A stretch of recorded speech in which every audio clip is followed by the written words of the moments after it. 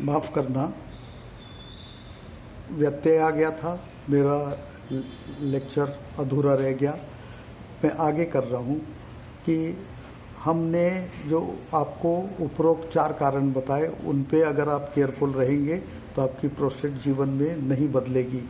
और यही कारण है कि हमारे जितने भी पुरानी मान्यता के अनुसार खाना खाना है तो ज़मीन पे पालथी मार के बैठो, तप करना है ज़मीन पे बैठो, ध्यान करना है ज़मीन पे बैठो, और योगासन करना है, कुछ योगासन, हर एक में नहीं, तो भी आपको ज़मीन पे बैठ के करना पड़ेगा। शायद हमारे पूर्वज इन बातों को हमसे बहुत अच्छा जानते थे, जिनके पास वैज्ञानिक उपकरण भी नहीं थे, और उन्होंने ये रूल बना दिए थे।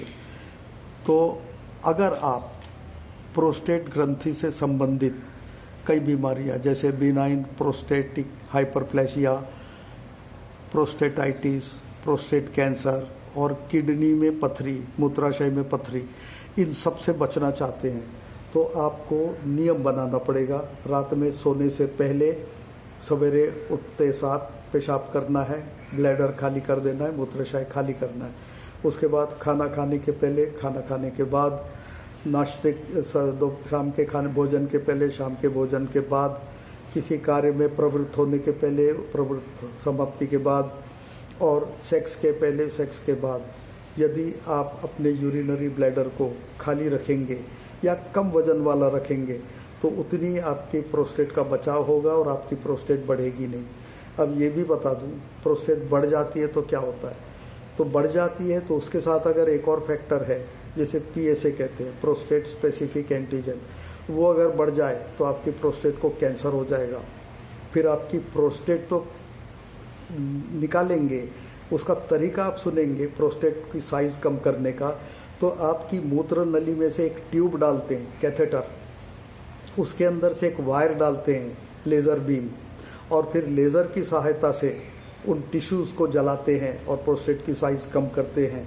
1 महीना तक खून आता रहता है, कैथेटर लगा होता है, देखते खून वाले पेशाब देख देख के आपकी हालत ख़राब होती रहती है, और उसके बाद भी ऐसा नहीं कि आप पूरे ठीक हो गए। और प्रोस्टेट्स की समस्या, यदि ये सब ना चाहते हैं आप, तो आपको क्या करना होगा? जो उपरोक्त कारण बताएं, उन कारणों पे ध्यान दीजिए। अब मैं मेरा बचा हुआ परिचय दूं, जो मैंने शुरू में थोड़ा ही दिया है, कि मैंने पारस टीवी पे 30 लेक्चर्स दिए हैं, जिसका मूल उद्देश्य यही था कि निरोगता कैसे प्राप्त करें, और उसके साथ साथ ये भी दिया था आपका लीवर क्यों खराब हो जाता है, क्या करना चाहिए, सरल तरीके। उसके बाद आपके किडनी क्यों खराब हो जाती। आज ऐसी अवस्था है, हर तीसरे आदमी का लीवर खराब है, हर चौथे पांचवें आदमी की किडनी खराब है, हर छठवां सातवां आदमी डायलिसिस पर है। और इस तरह मैंने शरीर के अवयव लेकर के उनके ऊपर बोला है कि ये क्यों खराब होते हैं और क्या करना चाहिए जिससे आपके लीवर खराब ना हो, किडनी खराब ना हो, गॉल ब्लैडर खराब ना हो, वगैरह वगैरह। मैं क्यों बोल सका? क्योंकि ये मैंने अपने जीवन में अनुभव लिया। 78.5 की उम्र है, किडनी बढ़िया काम करती है, लीवर बढ़िया काम करता है। इस उम्र में भोजन सावधानी का होना चाहिए, लेकिन शिविरों में जाने के कारण कुछ भी भोजन मिलता है वो भी हजम कर जाते हैं। तो ये सारा ज्ञान आपको उस मीडियम से भी मिलेगा। इसके अलावा मैंने एक पुस्तक लिखी है जिसका नाम है विषयुग में आरोग्य।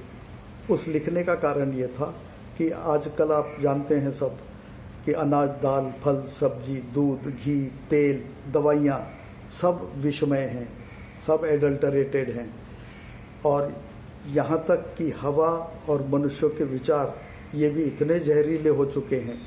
तो मुझे लगा कि जो मुझे जानकारी है वो देनी चाहिए। मैं ये सारी जानकारियाँ आपको एक पुस्तक जिसका नाम है विष युग में आरोग्य, इसके मार्फत दूंगा। वो आपको भविष्य में उपलब्ध करा दी जाएगी। और YouTube में मैंने एक चैनल खोला है, द्वापर स्वदेशी चिकित्सा। इसके अंतर्गत भी मैं जानकारियां देता रहूँगा। ये जानकारी उस पर भी बहुत कुछ निर्भर होगी। मुझे भी ड्राइविंग फोर्स मोटिवेशन मिलेगा कि अगर आप मुझे फीडबैक भी देते जाएं। और इसलिए यदि आपको मेरा पहला लेक्चर पसंद है तो आप इसे लाइक करिए, शेयर करिए और प्रिस्क्राइब करिए। आगे फिर मुलाकात होगी। नमस्कार, प्रणाम।